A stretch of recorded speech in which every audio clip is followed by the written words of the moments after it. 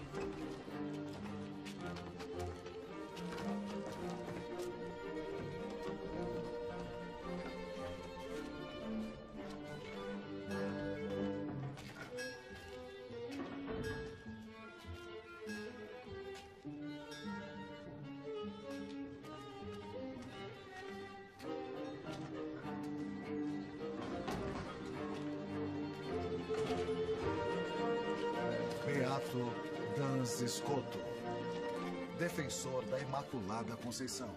Versão brasileira PKS. No espírito humano, intelectualidade e vontade não são coisas realmente diferentes. Mas a relação entre si é tal que, cronologicamente, o ato do conhecimento precede o ato da vontade. Conforme aquele tema que já conhecemos tão bem. Ninguém quer o que não conhece. É isso mesmo. Exato. Não se quer nada que antes não tenhamos conhecido. Por outro lado, porém, não podemos negar que absolutamente nada tem mais vontade do que a vontade em si mesma. Qual é o doutor que afirma isso com autoridade? Gregório. Correto, e também Damasceno, mas antes dele. Agostinho. Muito bem, Guilherme. É ele. Bom, se está estabelecido que a vontade é que tem a primazia, me digam. O que é melhor? Querer o bem ou conhecer o bem? Conhecer o bem não torna alguém necessariamente bom. Querer o bem e praticá-lo, sim. Muito bem, Guilherme. Além do mais, a vontade é mais perfeita do que a inteligência. Porque a corrupção da vontade é pior do que a corrupção da inteligência. Será que é mais grave odiar a Deus ou não conhecê-lo e não pensar nele?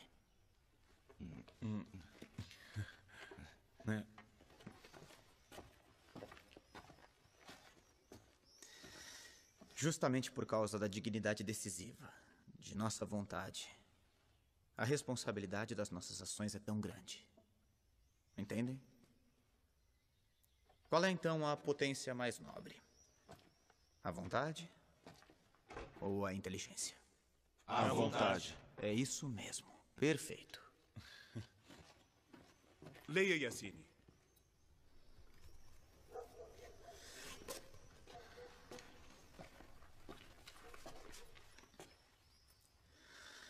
Felipe IV, por vontade de Deus, rei da França, a todos os mestres de teologia, das artes, do direito e da medicina do reino, torna público a todos os docentes e discentes das 5 universidades do reino, cultores das ciências humanas e divinas, o traiçoeiro gesto daquele que está sentado por perniciosa trama simoníaca no trono pontifício, com o nome de Papa Bonifácio VIII. Isso é uma coisa que não poderia estar acontecendo, não acham? Com todo respeito, senhor reitor, isto eu não posso assinar. Você deve. O rei difama o Papa e ainda quer nossa aprovação. Eu disse para assinar.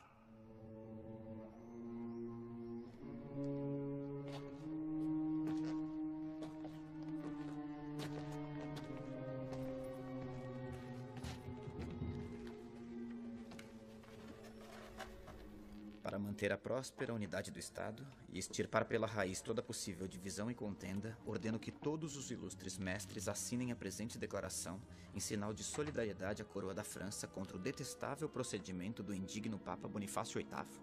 Não obstante qualquer coisa em contrário, Filipe IV, rei da França. Acha que ele assina? Se assinar, não olho mais na cara dele. Mas ele deve assinar. Não assine, não assine. Assina sim. Todos assinaram. Mas ele não é como os outros. Assina. Assine! Não assino. Não posso. Vai se arrepender. Concordo com o professor. Filipe IV quer humilhar o Papa. Eu também. Eu também. Eu também. Eu também. Eu também. Eu também. Eu também. Rapazes, sentem-se. Também concordo com o professor. Aqui na França ainda existe quem está com a igreja.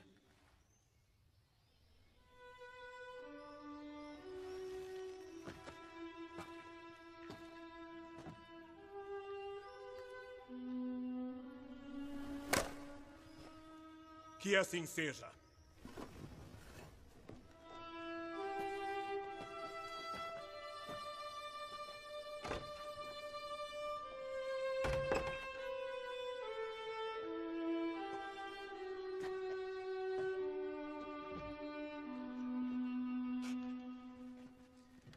Examinemos melhor, então, este imenso dom que Deus nos deu, que é a vontade livre. Me digam, é realmente verdade o que sustentam alguns mestres inovadores? Que se não se pode pecar, não se é livre. Eu sei, é uma questão delicada. Basicamente é o mesmo raciocínio da serpente no Jardim do Éden, no livro do Gênesis. Mas o que nos diz a autoridade de nossos pais? Anselmo ensina que o poder de pecar não é liberdade. Não é sequer uma parte da liberdade. O pecar não tem nada a ver com a liberdade em si mesmo. Este foi o erro que eles cometeram, pensando que pecar era uma expressão de liberdade. Por que Deus teria nos dado a liberdade?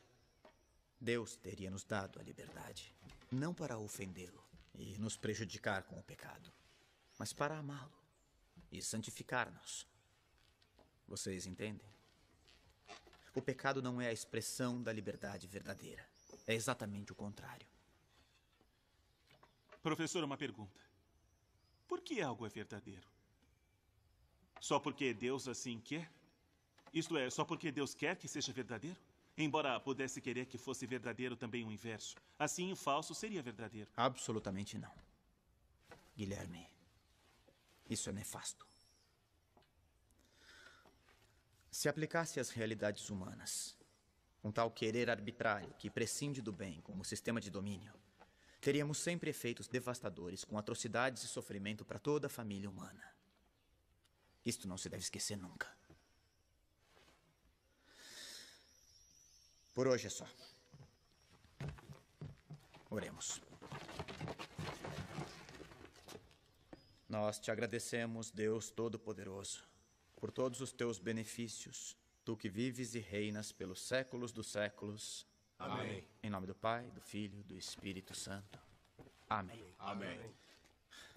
Se alguém ainda tem dúvidas sobre os temas de hoje, pode me procurar no convento. Eu o atenderei em particular.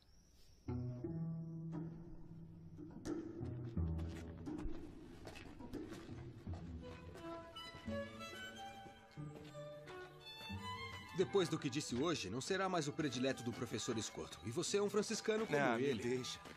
Sou dominicano, mas você não teria coragem de dizer o que penso. Acha que seria capaz? Eu não sou doido. Um bom espertalhão. O professor Escoto pode ser uma estrela, mas me parece que por trás daquela aparência ele é muito arrogante. Todos assinaram a declaração, ele também podia. Se não te conhecesse, ia achar que é um invejoso. Se é assim que você pensa, até logo. Ei, se acalmem.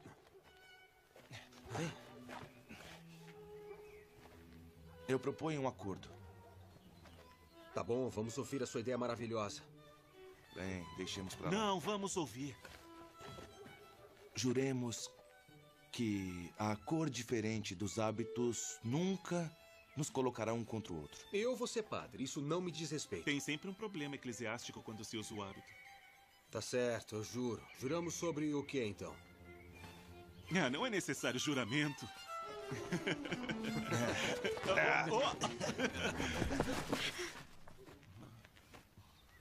Me perdoe. Perdoa. Ele é assim mesmo. Pode acontecer.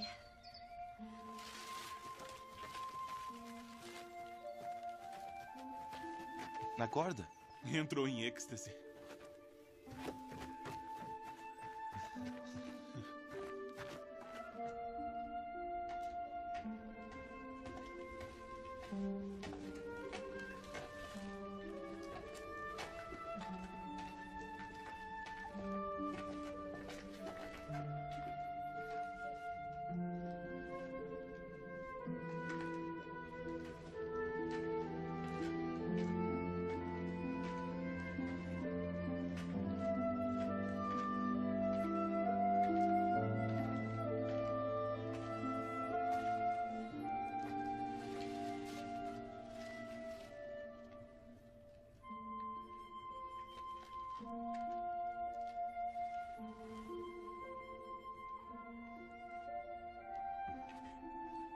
Esqueceu isso.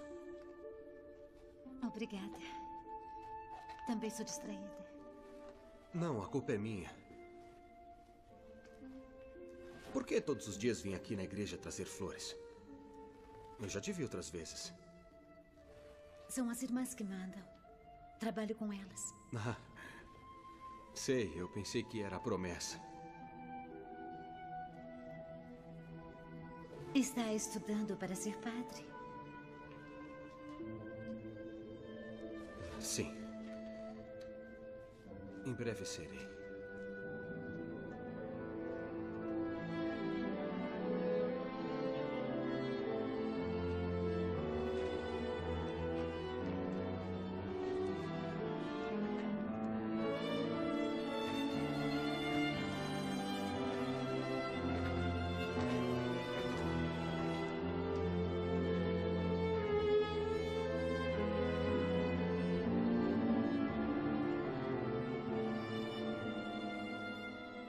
Grande e glorioso Deus, ilumina as trevas do meu coração. Dai-me uma fé reta, esperança certa, caridade perfeita e humildade profunda. Dai-me, Senhor, juízo e discernimento para cumprir a tua verdadeira e santa vontade.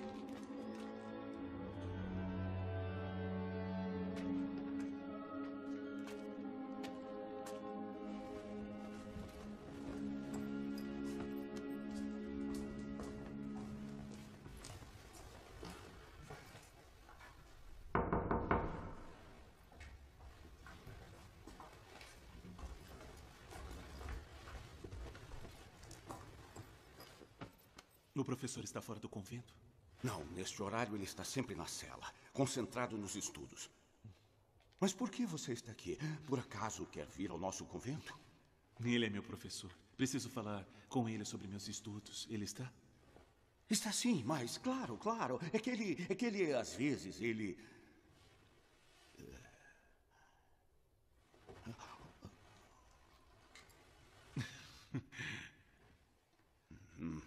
Deixa pra lá.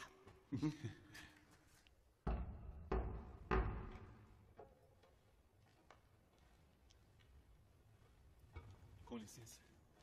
Frei Guilherme, entre.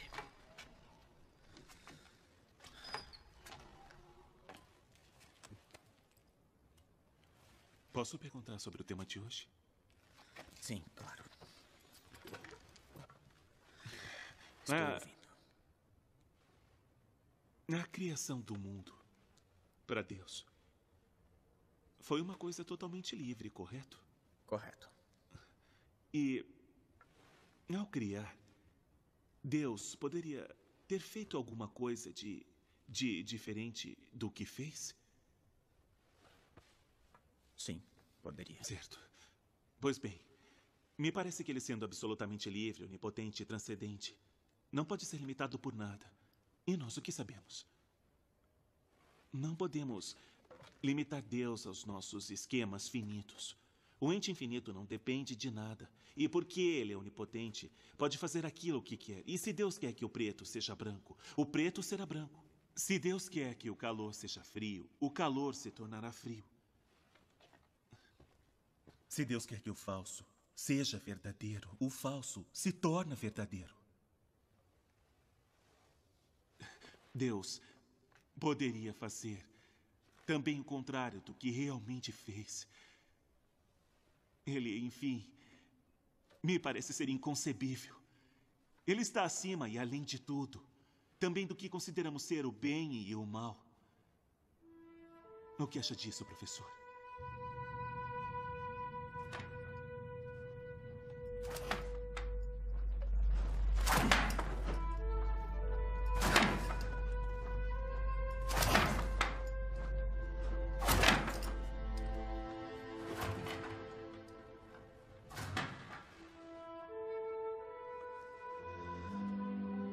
Escuta uma coisa, Guilherme.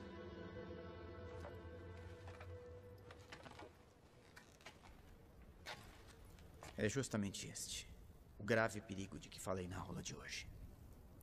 Você deve distinguir bem. Deus, por acaso, poderia ter criado um mundo diferente? Sim. Mas não com uma ordem contrária ou contraditória à ordem do mundo presente. Toda a ordem possível, de fato, enquanto proveniente de Deus, reflete a perfeição de Deus. Que Deus é vontade sumamente livre e onipotente é verdade, mas até ele tem um limite. Ele é incapaz de agir se não for na direção do bem e do verdadeiro.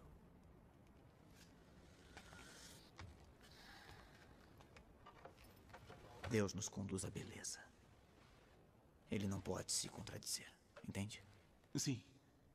E se pensar bem, isto não é um limite, porque atribuir esta contradição a Deus é como dizer que Deus é imperfeito.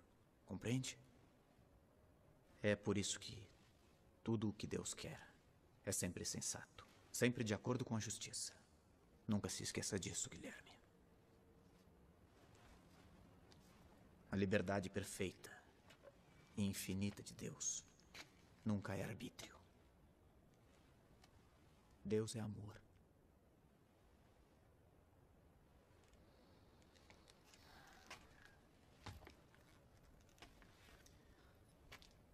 O Deus que você me faz lembrar é a serpente, a homicida mentirosa que levou Eva à traição. Frei, estou confuso.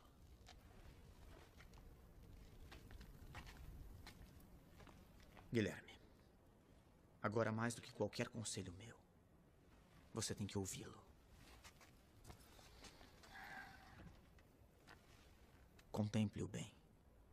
Ele é a resposta às suas dúvidas. Ele é a resposta para toda dúvida. Jesus podia nos salvar apenas com um suspiro, apenas um.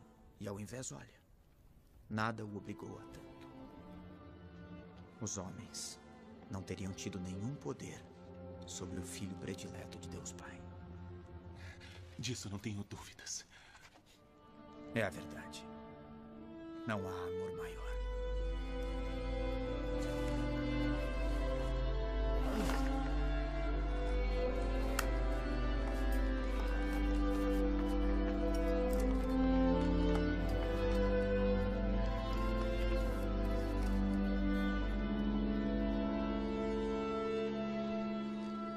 Frei João, é justamente esta vontade de sacrificar seu filho único que me parece tão absurda e arbitrária. É contra toda a lógica.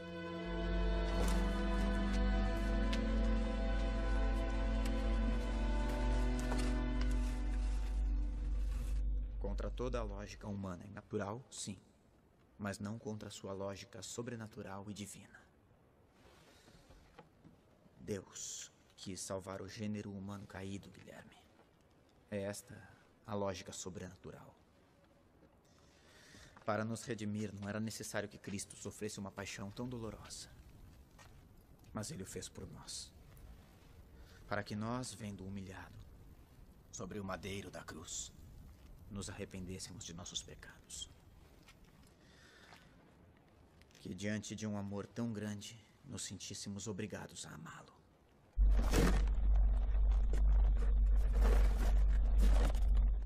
E diante deste nosso amor, não tanto por ele, mas por nós, que apenas olhando-o pudéssemos nos salvar e assim participar eternamente da sua beatitude. Como não fui capaz de perceber sozinho?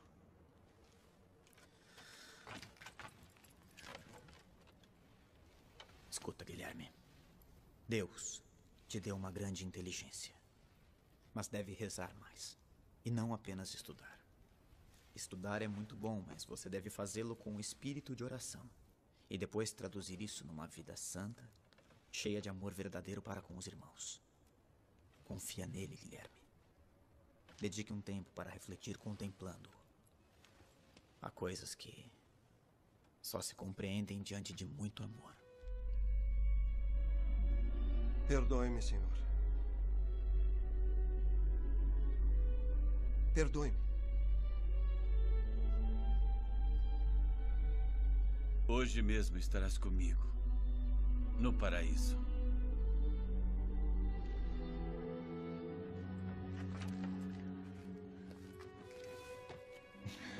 Obrigado.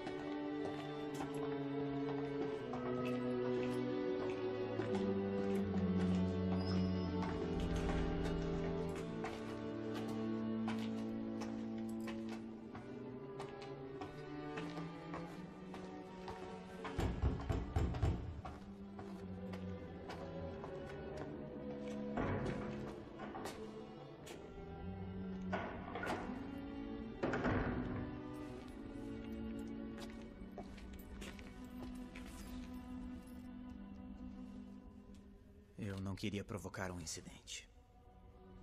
Tudo deveria ser feito com a maior discrição. A atitude dos estudantes ridicularizou o reitor e a notícia do que aconteceu circulou por toda a universidade. Mas eu tentei contê-los. Além do mais, você está em perigo, porque você não assinou a carta do rei contra o Papa. Toda a ordem franciscana está em grande perigo com a coroa francesa. Convém que você vá embora. Fique longe de Paris. Com você irá um noviço. Te acompanhará a Oxford. Quero que aproveite a viagem para testar a vocação dele. Eu tenho dúvidas. Parece um pouco tonto. Agora vai.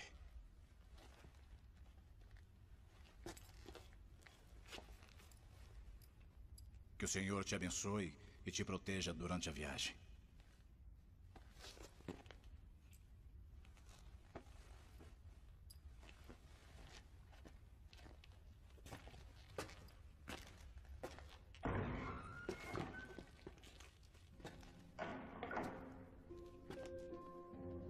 Francisco, eu gosto muito deste livro. Fala dos mártires cristãos. Por Jesus pode-se chegar a dar a vida. Lerei e o assimilarei. Você foi corajoso ao se levantar em minha defesa. Mas não devia ter feito isso. Guilherme, este livro fala sobre a beleza. Deus não é só bondade e verdade. Estude. Servirá para abrir os horizontes na tua reflexão. E este é para você. O sacramento do matrimônio é belíssimo. Por que me oferece um livro sobre matrimônio? Porque é preciso conhecer todos os sacramentos.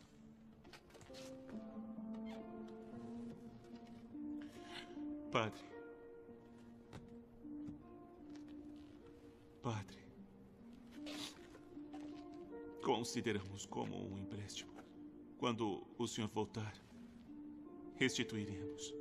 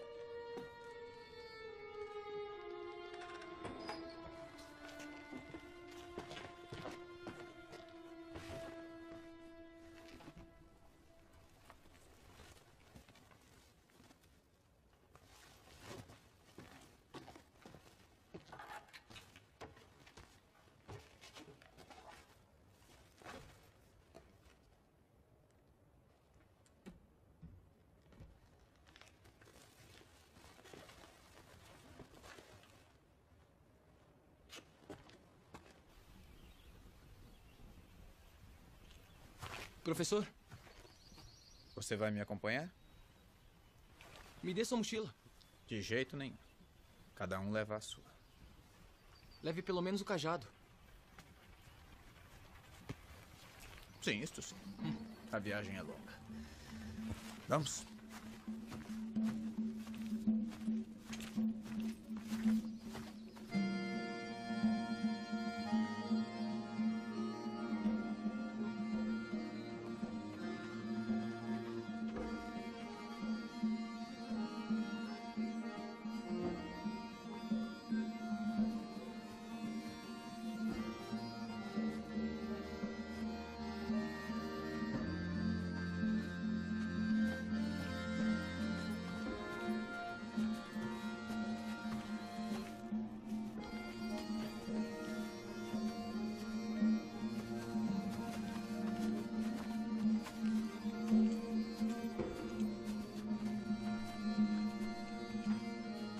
Como você o imagina? Grande.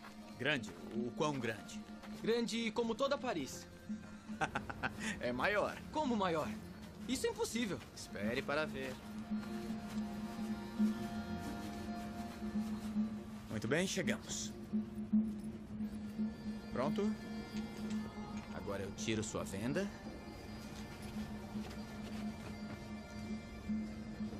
E pode olhar.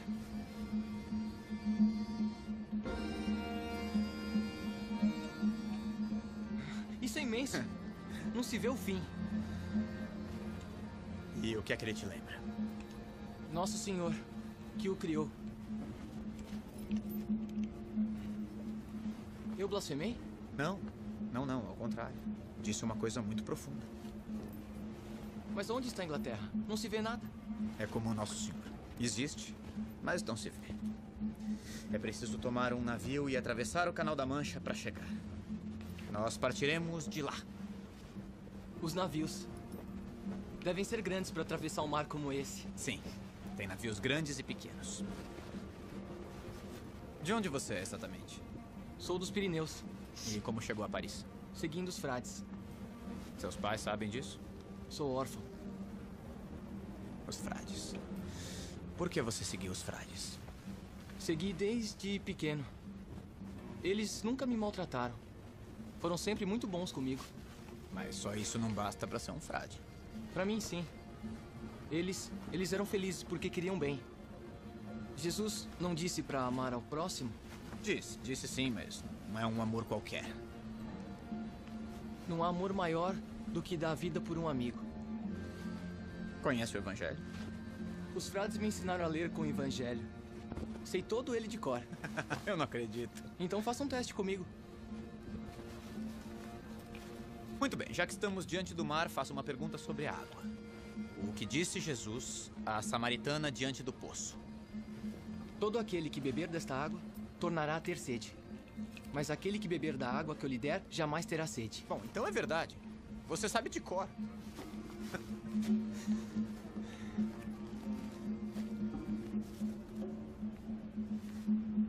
Vai.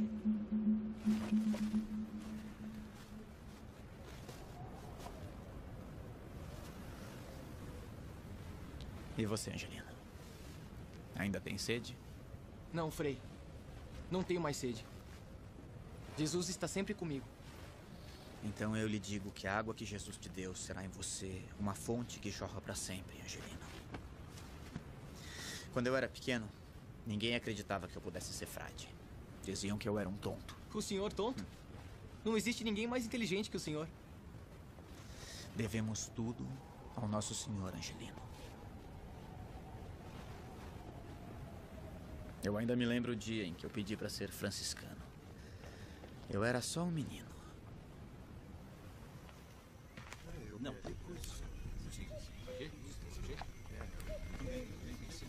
Tudo bem? Vou colocar assim. Que não. Está bom. Olá. Ave Maria. Ave Maria. Ave Maria. Tio! Frei Elias. Certo, Frei Elias.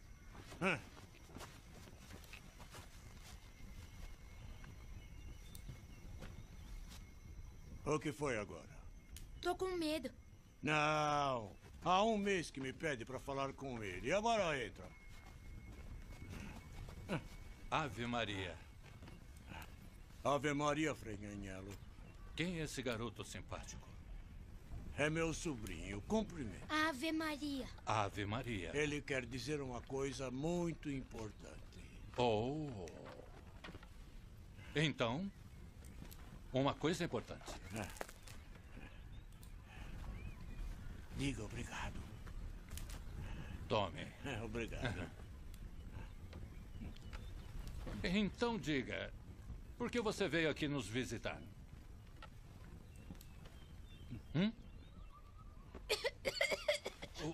Oh, meu Deus. Cospe! Cospe! João, cospe! Ai! João! João! João, vem aqui! João! João! João!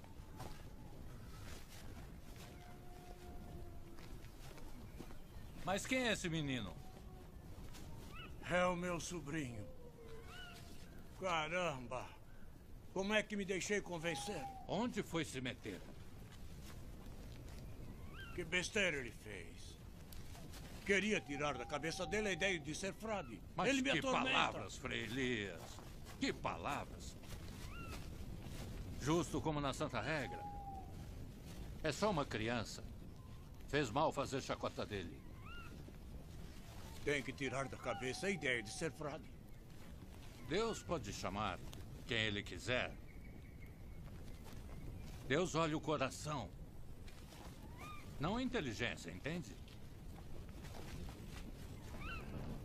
Tem razão, Frei. Fui ignorante. Exatamente. A superficialidade que teve não diminui nada sua vocação.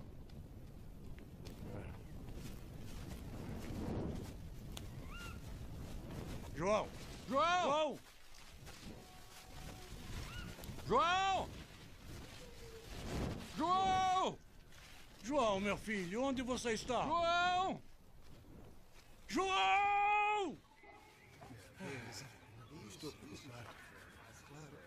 Irmãos, encontrei! Graças a Deus! Graças a Deus! Que maravilha! Graças a Deus! Vem cá! Viva! Ele voltou! Vem aqui agora! Frei Elias, calma! Onde estava? Ele estava dormindo numa caverna aqui perto. Frei Elias, venha comigo. Venha. Frei Elias, espere. Eu não sou seu tio.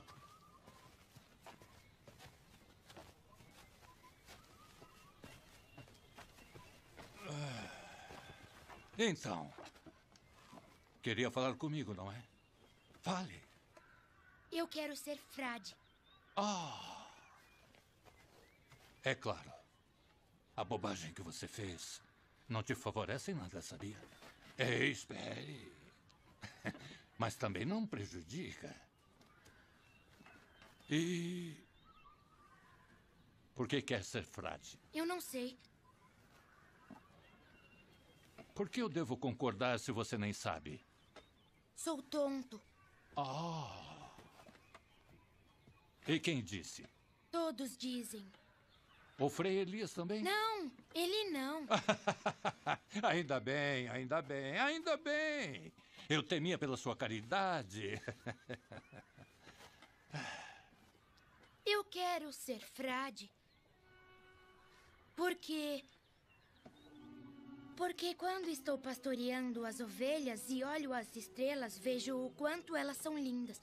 E por quê? Porque o nosso Senhor foi muito bom fazendo elas para nós. E eu quero agradecer a Ele por toda a minha vida.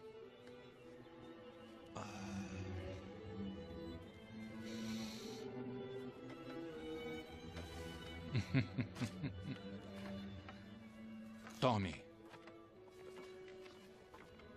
O que é? Esta é a regra do nosso pai Francisco. E por que dá pra mim? É sua. Ah, sim, é minha. É emprestada. Assim você pode decorar e depois me devolve. Quero ouvir você recitá-la. E se a cantar como um rouxinol, eu te aceitarei. Mas eu sou tonto. Ah, arrependido. Então me devolve. Não! Nosso Senhor... Nosso Senhor? Nosso Senhor pode fazer milagres. Não é? Se Deus quiser, eu consigo. Sim. Sim, João. Nosso Senhor pode fazer milagres. Sim.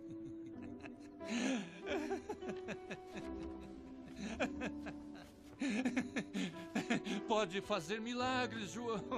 Pode fazer milagres. É um milagre. Que bom. Graças a Deus abençoe. Pode fazer milagres, João. Que tal uma boa sopa quente para todos, hein? É isso mesmo.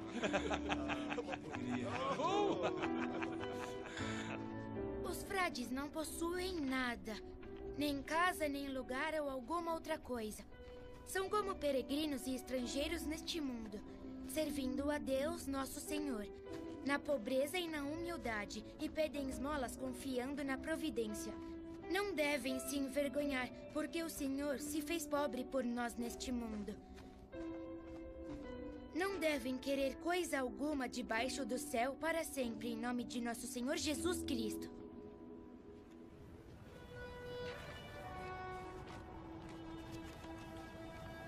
É a regra? É aquela regra? Eu não posso aceitar. Angelino, durante muito tempo eu esperei por uma pessoa como você para poder entregá-la. Mas por quê? É uma lembrança. Nós não devemos nos apegar a nada, Angelino. Fique com ela. Um dia farei como o senhor. Acharei a quem dá-la. Mas, posso fazer uma pergunta? Claro. Era tonto de verdade? Era. E por que agora é tão inteligente? É um segredo, Angelino. O que aconteceu? Vamos rezar uma Ave Maria. Tudo bem? Ave Maria. Diga-me, foi ela? Nossa mãezinha do céu quem lhe deu sabedoria?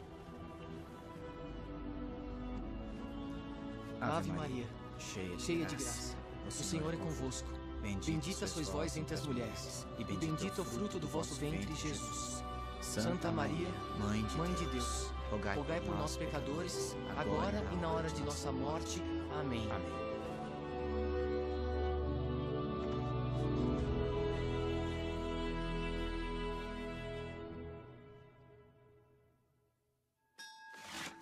Paris, 2 anos depois. Ano do Senhor de 1305.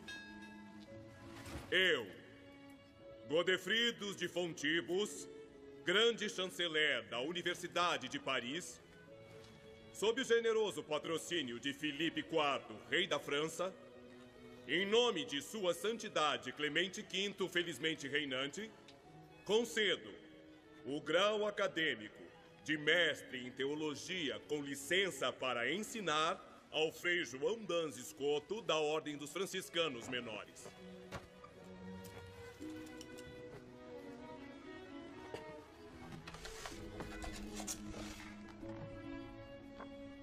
Eu dedico todos os meus estudos à Imaculada Conceição de Maria. Assim como ela, digo meu sim a Deus. Para que cada palavra que escrevi e escreverei seja para dar glória a Ele e à Igreja.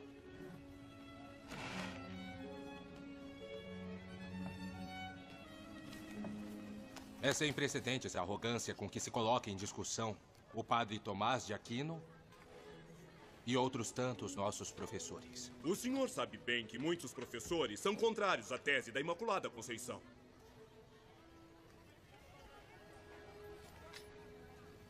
Sabe, e mesmo assim escreveu. Quer fazer uma emenda?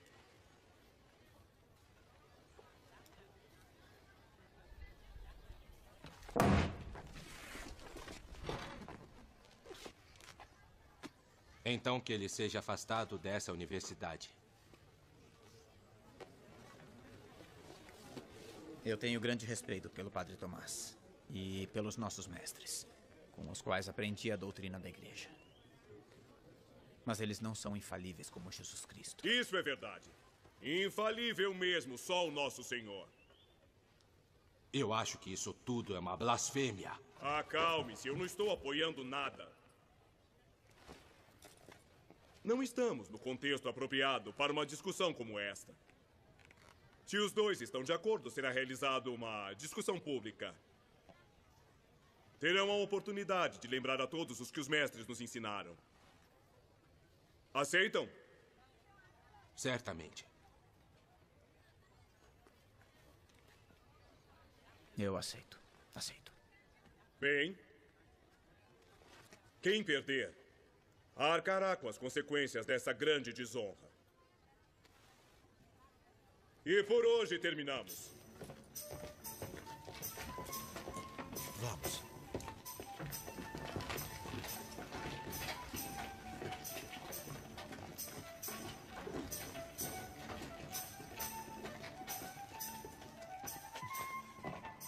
Entrem.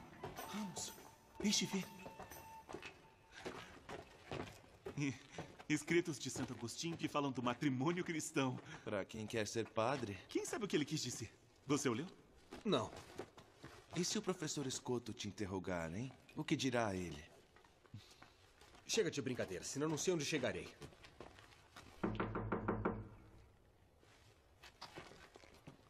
Ele não está? Vamos entrar? Sim, vamos. Deixo o livro e vou embora. Nós não podemos entrar assim na cela de um frade. Estará na capela? Então vamos ver. Eu vou embora. É um dos nossos ou quer ficar com o livro da Discórdia?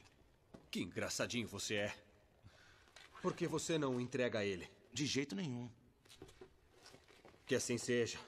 Mas não me peçam mais nenhum favor. De acordo.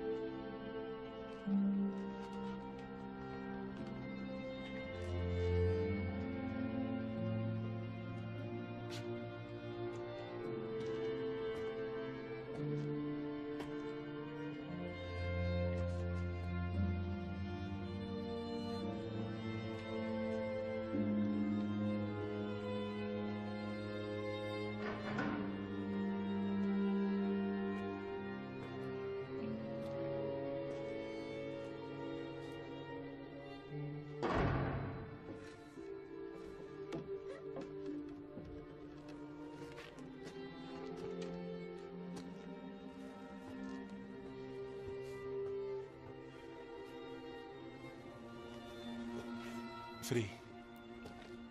Guilherme. Como prometi, estou devolvendo. E seus amigos? Foram embora. Se cansaram. E você? Resisti. Muito bem. Seguiu meus conselhos, então. Frei, como consegue rezar assim sem se distrair?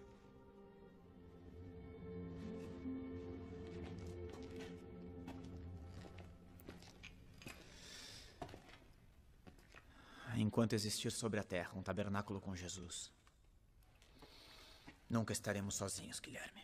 Mas é mais fácil ver Jesus nos irmãos, não é? Eu entendo. Mas é a Eucaristia que fortifica a unidade entre os cristãos, que nos faz um só corpo. É como se fôssemos do seu mesmo sangue, Guilherme. É isso que a palavra corpo místico significa. Com o seu corpo e com o seu sangue, nos tornamos divinizados. Então convém concentrar tudo sobre isto. Não apenas. O que você disse antes não está errado. Se vivermos no amor recíproco, que coloca Cristo entre nós, e nos alimentarmos da Eucaristia, que faz cada um ser parte de Cristo, podemos sentir o Espírito de Deus penetrar em todas as coisas, em todos os seres, em cada um e no cosmo inteiro. Por isso, Francisco podia chamá-los de Irmão Sol e Irmã Lua.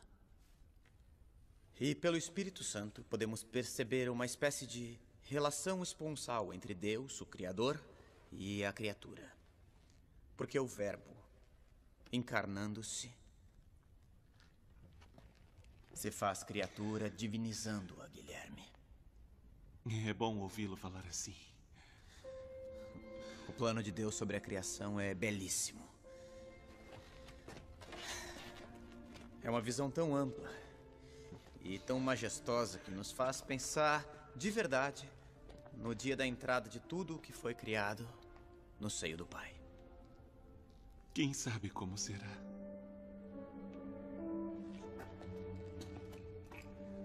Podemos até intuir alguns sinais.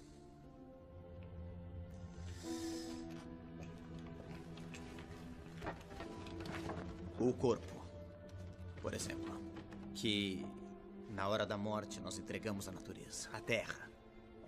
Nós podemos ver, nutrido como foi pela Eucaristia por toda a vida, como a Eucaristia da natureza. Porque uma vez que está no ventre da terra, nosso corpo, aparentemente transformado nela, em verdade opera misteriosamente como um germen de transfiguração da própria terra num céu novo e terras novas. Mas como nasceu este amor pela Eucaristia? Com a fidelidade. E depois com um desejo que crescia dentro de mim a cada dia. Padre, quero viver ardentemente isso.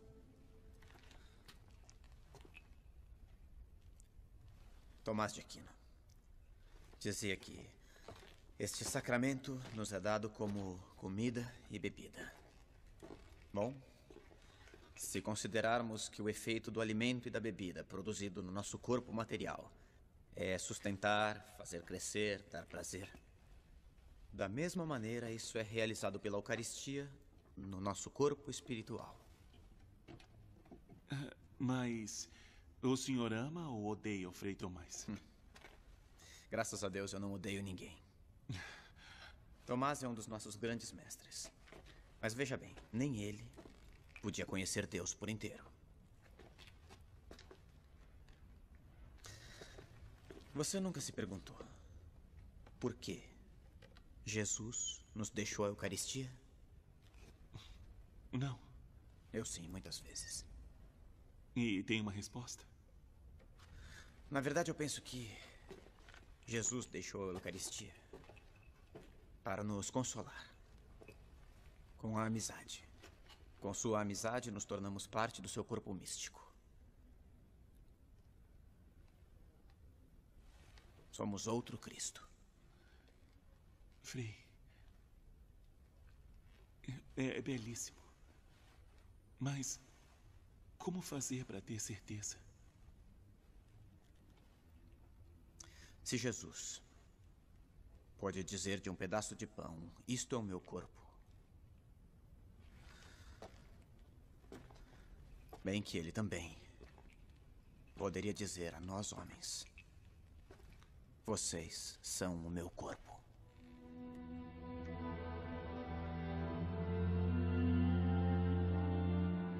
Façam isso em memória de mim.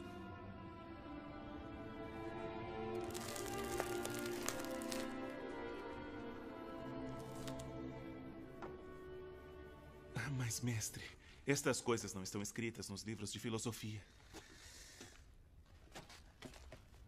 A Eucaristia foi instituída para que nos tornássemos irmãos, Guilherme. Para que de estranhos, desesperados, dispersos e indiferentes uns aos outros, nos tornássemos amigos, unidos, iguais. Um só coração e uma só alma. Nunca pensei nisso. Quando estudava filosofia, eu ia à catedral. Havia lá um cantinho em que nunca ninguém me via.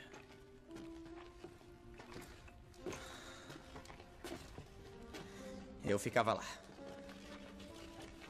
Pegava os livros e, iluminado pela luz de uma fresta, estudava filosofia e olhava Jesus.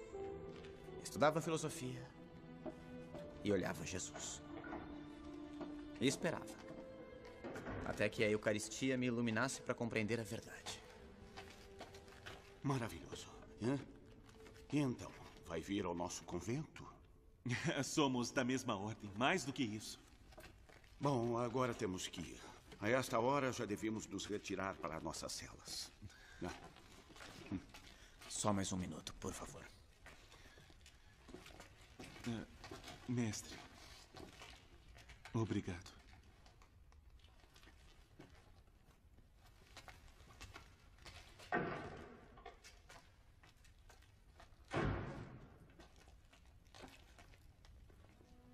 Jesus.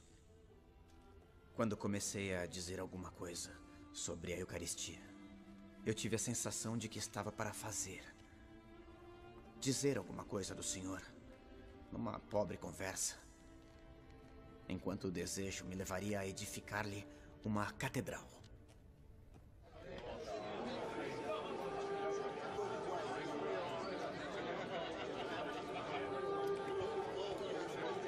Na presença dos enviados de Sua Santidade, tem início a discussão.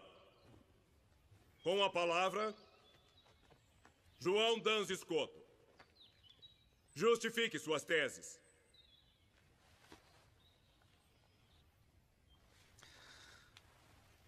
A Santíssima Virgem Maria sempre foi imaculada, sem pecado desde sua concepção.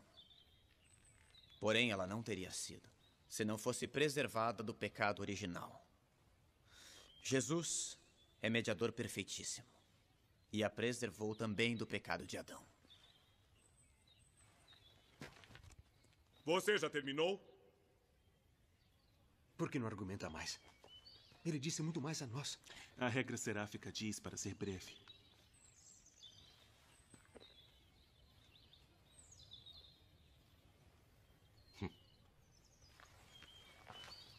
Eu pensei que o Frei Escoto soubesse argumentar muito mais.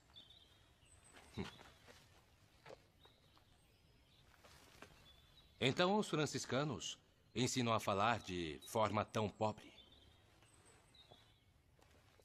Para mim é uma glória seguir a regra do meu pai, fundador Francisco, que por amor de Deus e da Igreja deixou tudo o que tinha para ser pobre e assim praticar o Evangelho de Nosso Senhor.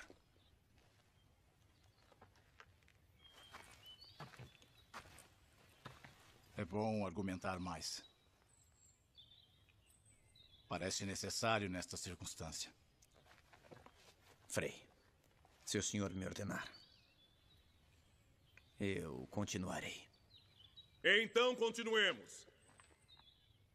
Tenham seu argumento, por favor. Sem ofender ninguém. Existem 3 modos para demonstrar que Maria foi preservada do pecado original. Primeiro, já que Deus é onipotente, deve não só poder sanar os pecados, mas também preveni-los. Se apenas os sanasse, por exemplo, perdoando-os, não os sanaria de um modo perfeitíssimo. Devia fazer de modo com que ao menos um filho de Adão nascesse sem culpa.